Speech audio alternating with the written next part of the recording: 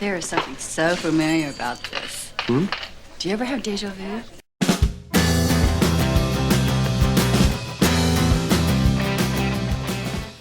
Hello everybody, welcome back to my channel. Welcome to my channel if this is your first time. If you do like the video, then please have a delve. My name's Gareth, this is Book Songs and Over the Magic, and I talk mostly about books, and this time it's about one author in particular, John Scalzi. John Scalzi is an award-winning author. He's won many awards actually, and really prolific. I was quite surprised when I thought about how frequently he brings books out, you know, how late in the game or how relatively recently he published his first book and how many books he's brought out. I've got most of them, which is really cool, but it's amazing when you think that the first one came out in 2005. So I'll get there in a minute. But basically, John Scalzi was born in 1969, so he's just a couple of years older than me, and he studied philosophy at the University of Chicago, but he was born and raised in California. So that's kind of his background, if you like. And he did a few jobs and then released his first novel in 2005, which was Old Man's War. Now, Old Man's War, it was nominated for a Hugo Award. It's really well renowned. It gets mentioned a lot. A lot of people when they mention it seem to love it. I think it's brilliant. I think it's really good. It's actually part of a 6-book series, and that he's kind of he wrote them in a relatively short amount of time, but he was like doing other books at the same time. So it spans 6 books, and the first 3 books in the series were all nominated for Hugo Awards, and they are about John Perry, who on his 75th birthday decides to join the military. And in this world, in this future world, you can join the military when you're really old and you get given a new young body. And it explores that whole idea of what it's like to have a new body and going to war, an interplanetary war. It kind of reminded me a little bit of the Forever War in some aspects of it, some of the relationship stuff in it. But it's his own thing, and it's really good. And I think it's one of those candidates for people getting into science fiction who are a little bit nervous of it. And not because it's kind of really simple or anything, but just because it's so well written and it's not bogged down with like really heavy science. So yeah, Old Man's War is a really nice start to his career, and he, you know, he's well renowned for that. It's still one of his most popular books, and yeah, it's really cool. So that's part of a series of 6 books in 2005. The second one is The Ghost Brigade, and I haven't read this yet, but I was really keen to get it, and then since I've got it, I haven't read it. But this was the second one. The third one is Zoe's Tale, and I feel certain I've got that, but I couldn't find it. I looked for it for ages and I couldn't find it. And then The Lost Colony is the 4th one, and then the 5th and 6th ones. I'm just gonna get a little crib sheet. Oh, hold on a minute, that's not the right one. It says it in this one, I think. The 5th and 6th books in the series are The Human Division and The End of All Things, and I haven't got those ones. Really renowned series, definitely worth checking them out if you can. And this is what sort of kickstarted his career in 2005. Another book he wrote in 2005 is another really good one. It's not very easy to find, actually, certainly in this country. I found this in Forbidden Planet because they sell US imports. So this is a US import. If you have a look, there's only an American price on the back there because it's an American import. And this was really good. I really like this. So it's a bit of a play on words, Agent to the Stars. Agent to the Stars makes you think about celebrities and like actors and singers that might have an agent. And this is set in the 50s, hence that sort of like retro 50s look on the cover. But the agent, the talent agent, is actually trying to help out an alien, Agent to the Stars, an alien try and ease his way into some kind of first contact situation, and it's very funny, it's very entertaining, it's very good, it's very intelligent, and it's definitely worth reading. So if you can get hold of this one, it's definitely a good one. But that was quite early in his career as well. 2005, this one came out, and 2006, The Android's Dream came out. So this is another American imprint. So again, you know, no British price because I managed to get it from Forbidden Planet, who sell American imports, which is really cool. So I'll just read the back of this to give you an idea of what it's about. So a human diplomat kills his alien counterpart. Earth is on the verge of war with a vastly superior alien race. A lone man races against time and a host of enemies to find the one object that can save our planet and our people from alien enslavement, a sheep. For Harry Creek, it's a nightmare. All he wants is to do his uncomplicated mid-level diplomatic job with Earth's State Department, but his skills and past training get him tapped to save the planet and to protect pet store owner Robin Baker, whose own past holds the key to the whereabouts of that lost sheep. Doing both will take Harry, I haven't got my glasses. Doing both will take Harry from lava-strewn battlefields to alien halls of power. Okay. So yeah, it's apparently a kind of a real romp, a fun read. I haven't read it yet, and this is on my TBR basically. But this came out in 2006. So in 2011, this came out. Now this is Fuzzy Nation. This is a really interesting part of his career because basically he's remade a previous classic science fiction book, which is really odd.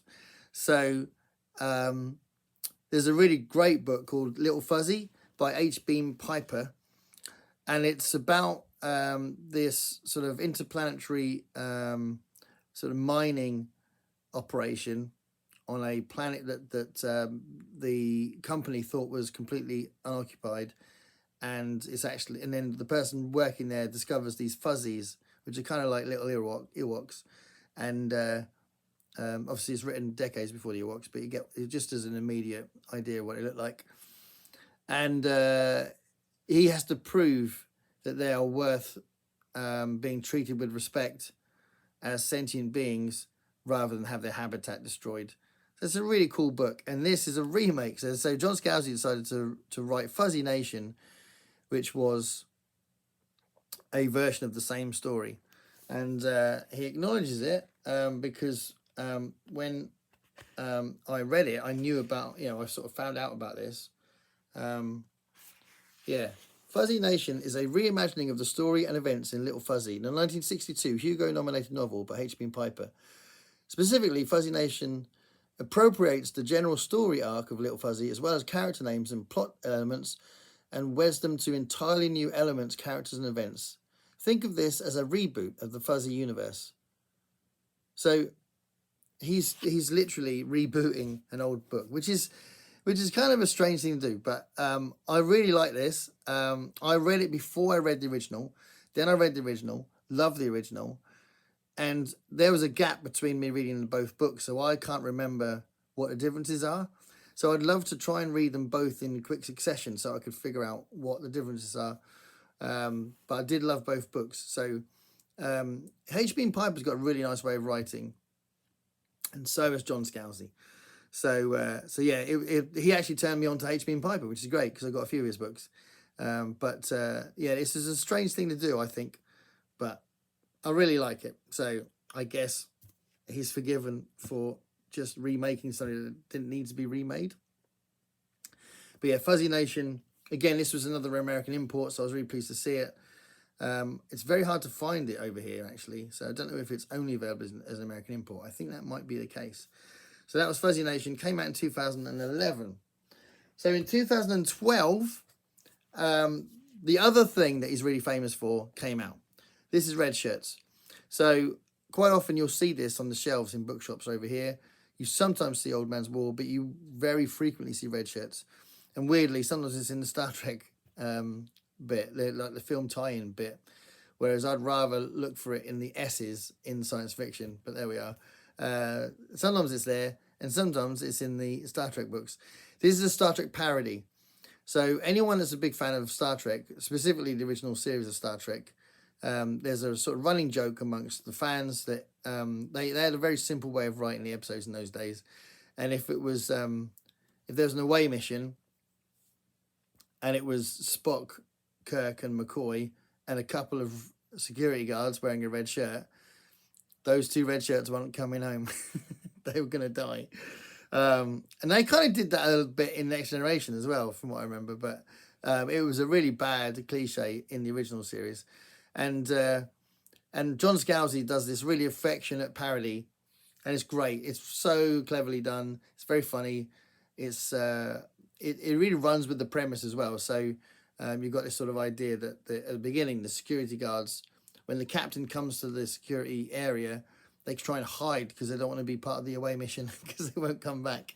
And it runs with that premise, and it gets really meta at the end of it. And you think, oh, okay, we're going there. And it really goes for it. So it's a really good book. It's really funny, and definitely recommend it. I've actually read it twice, and both times I really enjoyed it. And yeah, I just think he's good at writing light novels that are intelligently done. And that's how I'd sum him up. That they're not light because they are vacuous.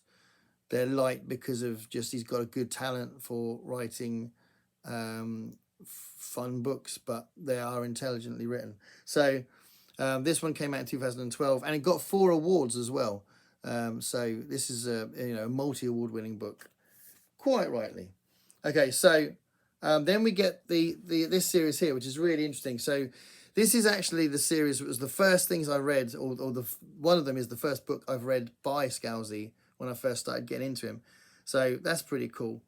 This was the first one, 2014. This came out, Lock-In, and it's a really cool concept. I'll just read out the back. 15 years from now, a new virus sweeps the globe. Most of those affected experience nothing worse than fever and headaches. A few suffer acute meningitis, creating the largest medical crisis in history. And 1% find themselves locked in, fully awake and aware, but unable to move or respond to stimulus. It may not seem like a lot, but in the US, that's 1.7 million people locked in, including the president's wife and daughter. Spurred by grief and the sheer magnitude of the suffering, America undertakes a massive scientific initiative. Nothing can fully restore the locked in, but 2 new technologies emerge to help. One is a virtual reality environment called the Agora, where the locked in can interact with other humans. The second is the discovery that a few rare individuals have brains that are receptive to being controlled by others, allowing the locked in to occasionally use their bodies as if they were their own. This skill is quickly regulated, licensed, bonded, and controlled. Nothing can go wrong. Certainly nobody would be tempted to misuse it for murder or for political power or worse. That's the first book, Lock-In. It's really good. And actually, the sequel, the second one he wrote, was the first Scalzi book I read. So I didn't realise when I found it, I'd heard of him, but I didn't really know much about him at the time. And I saw this in a shop. It was the only one on the shelf. And I read the back. I thought, oh, that looks really good. And I wasn't aware that this came before it. And this is like a murder mystery based around the locked-in situation. And I thought it was brilliant. It's kind of like a police procedural thing, but with this sort of science fiction setting. So I really, really like that. And that was sort of got me into the road of looking into Scalzi's stuff. And I've actually got most of his books. But yeah, so that was really good, and that was really good as well. So I definitely recommend those, and they could be your first entry into concept. If you like crime stuff, then again, I want to do a video about how to get into science fiction if you really want to, but you're a bit nervous of sort of hard science fiction. And this is a really nice crossover between crime and science fiction. So Head On and Lock-In, really, really cool. So that was 2014 and 2017. Sorry, no, 2018. Head On came out in 2018. So I read that about 4 years ago, I think. So I've been into him for about 4 years. And then in 2018, this trilogy started. And again, this has been really successful. And the whole series is the Collapsing Empire series, sorry. And that's the first book, The Collapsing Empire. It's a big space opera series. I haven't read them yet. So I expect them to be good, but I don't know what they're like necessarily. But I could read the back actually. In the far future, humanity has left Earth to create a glorious empire.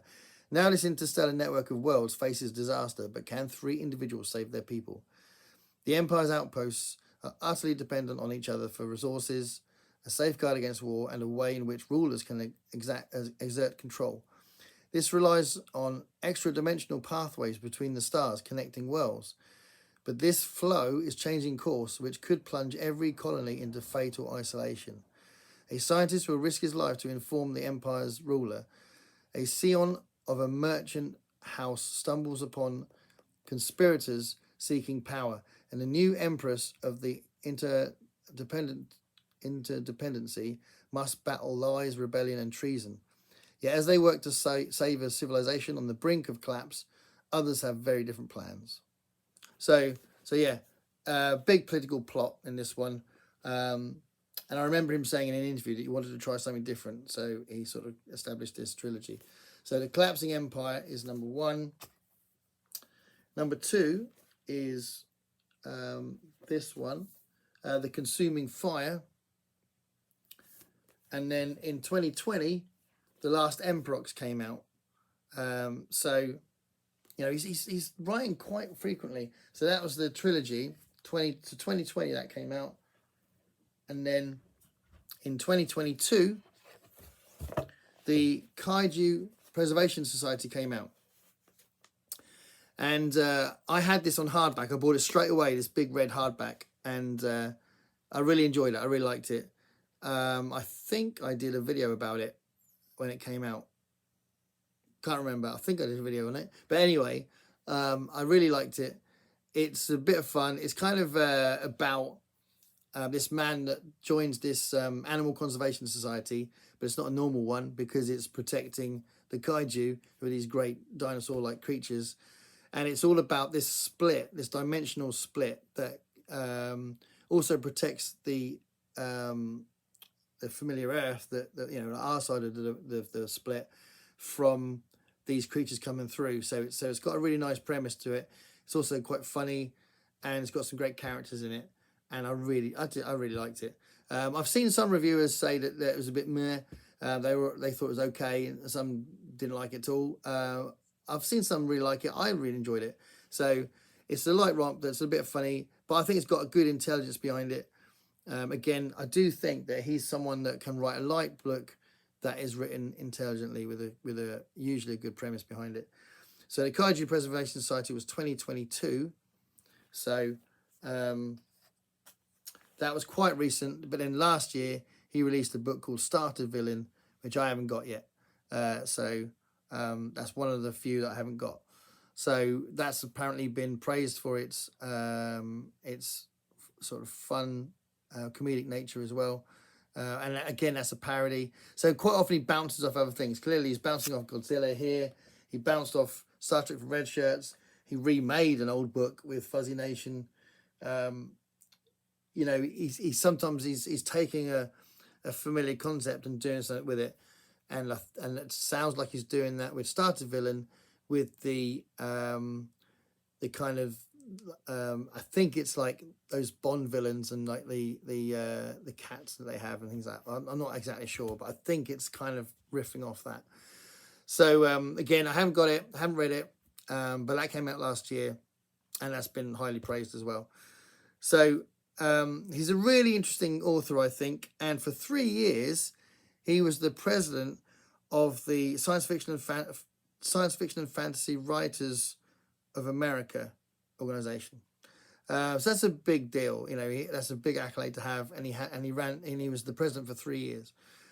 So he's highly respected amongst BookTube. Sometimes people criticize him for the books being too light, I think.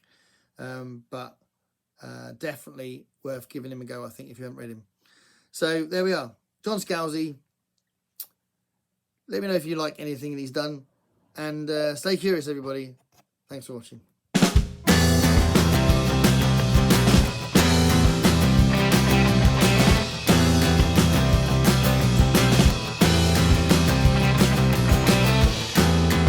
Paint me a picture of what it's like to be you.